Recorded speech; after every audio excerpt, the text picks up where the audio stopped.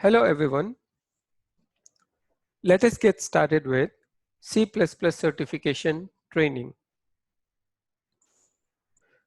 So we are going to look at optimization of speed and memory. The topics that we are going to cover are optimization for speed and memory. So let us begin the discussion by looking at how we can achieve optimization with respect to speed as well as memory optimization in C++. So basically, what is code optimization? First of all, so let us look at some of these important points here. Now, optimization is about writing the code with best practices of C++ design and make the code run faster. It should also consume fewer resources on any computer. So basically, this is a general principle of code optimization that we have some predefined best practices for a programming language. We should make use of them and make our code run faster and efficiently. And of course, it should also consume minimum resources for that given computer. The goal of optimization is to improve the behavior of a correct program so that it also meets customer needs for speed, throughput, memory footprint, power consumption, and so on.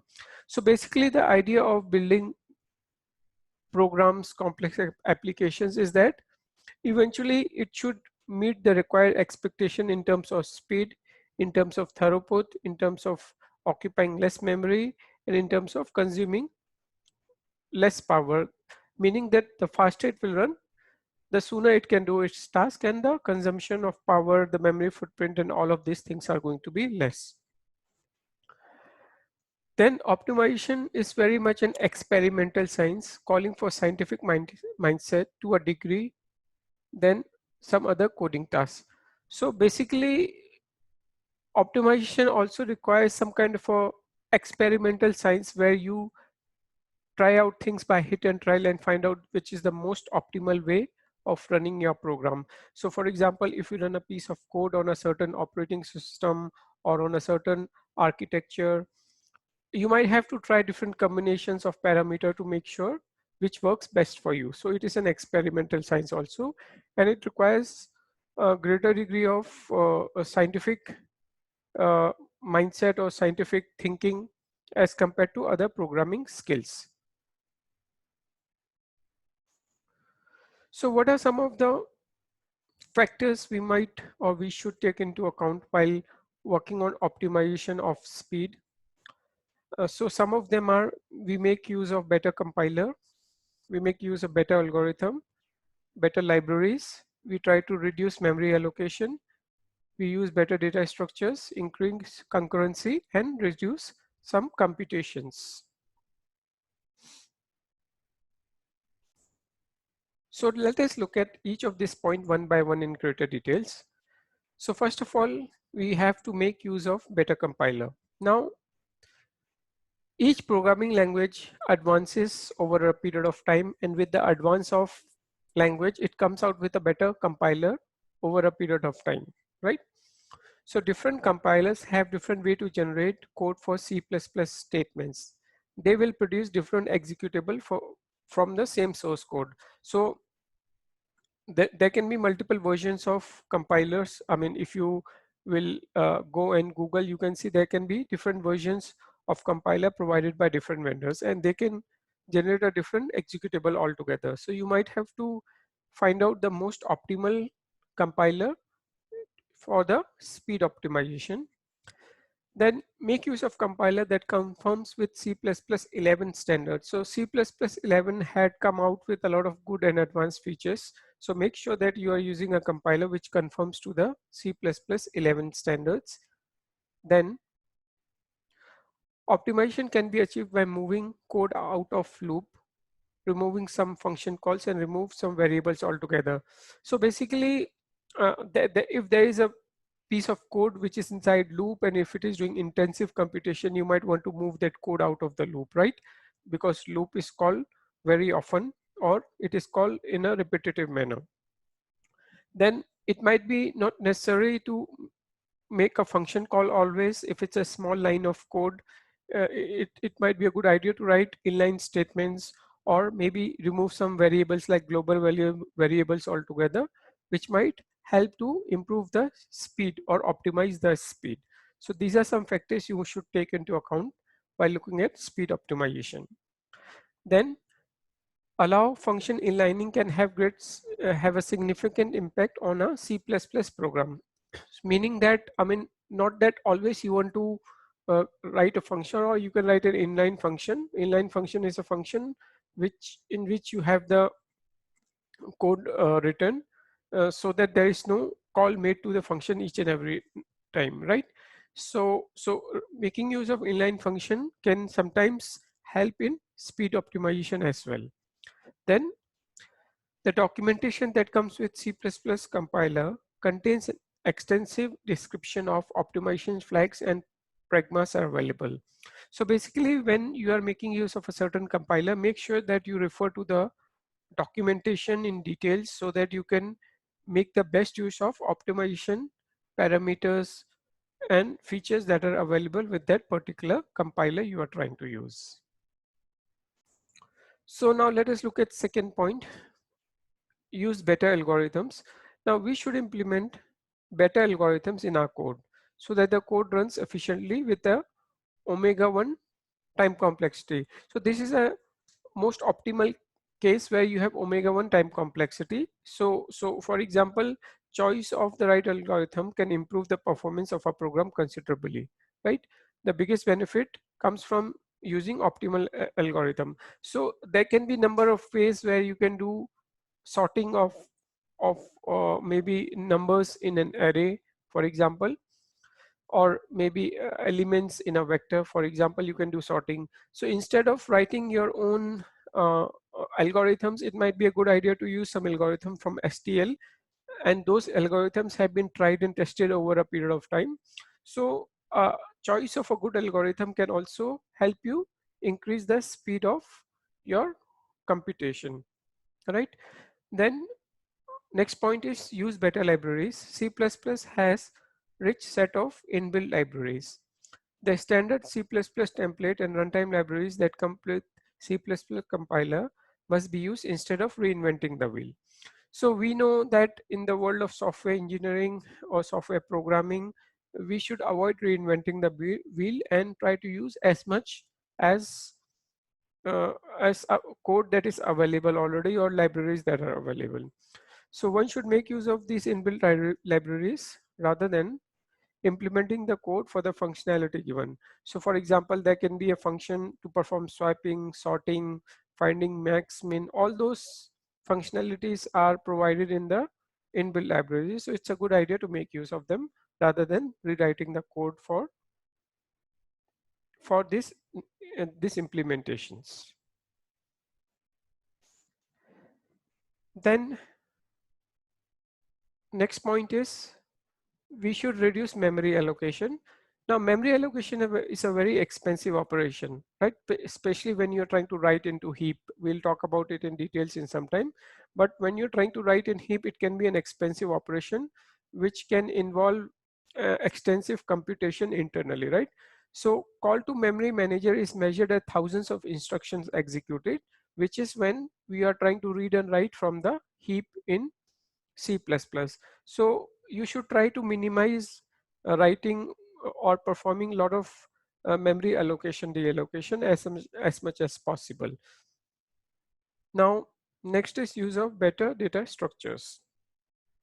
Depending on the kind of operations, for example, if you're performing insertion, deletion, iteration, sorting, etc., the choice of right data structure can considerably improve the performance. So there are a lot of inbuilt containers like list is available to you, vectors are available to you, and they have a lot of inbuilt functions to perform all these operations. So it's a good idea to make use of those inbuilt data structures rather than having to write your own data structure.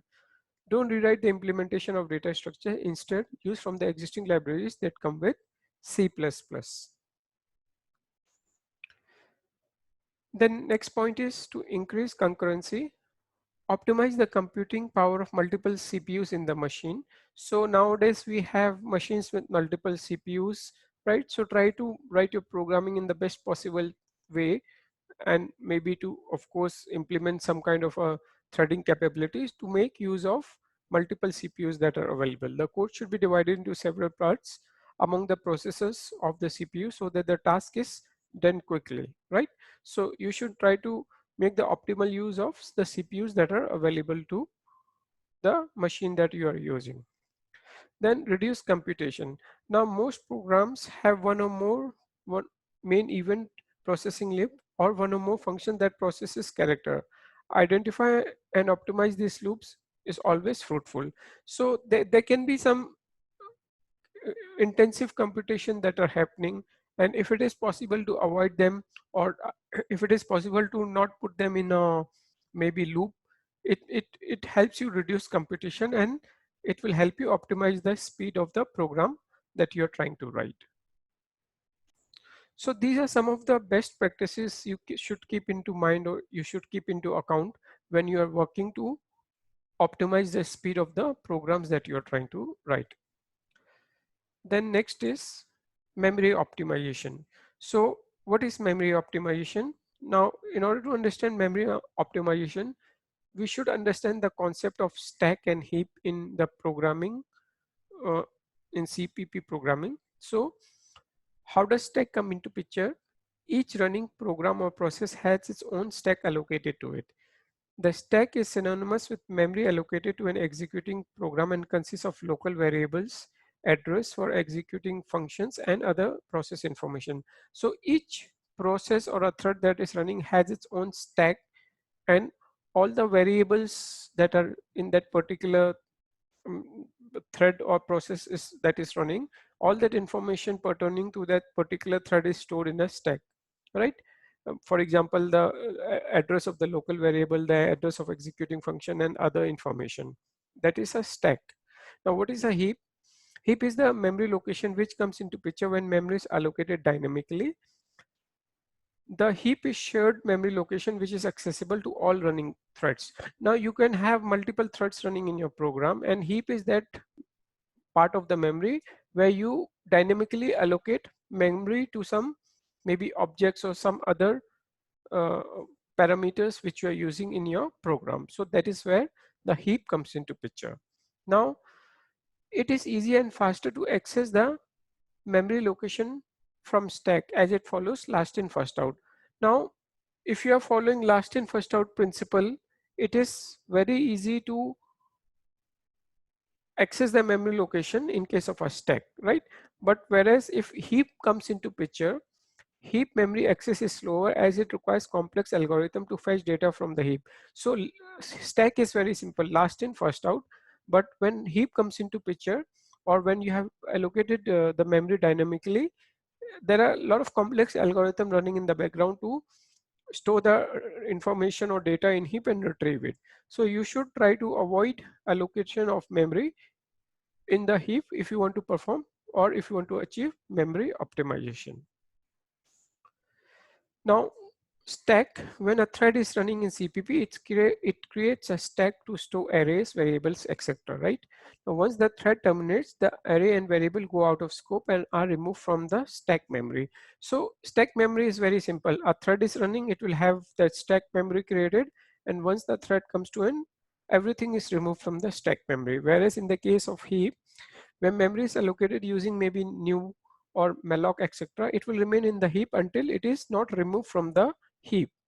This causes memory leak, so it becomes the responsibility of the programmer to free up the memory which is a heap memory. So stack you don't have to worry much about, right?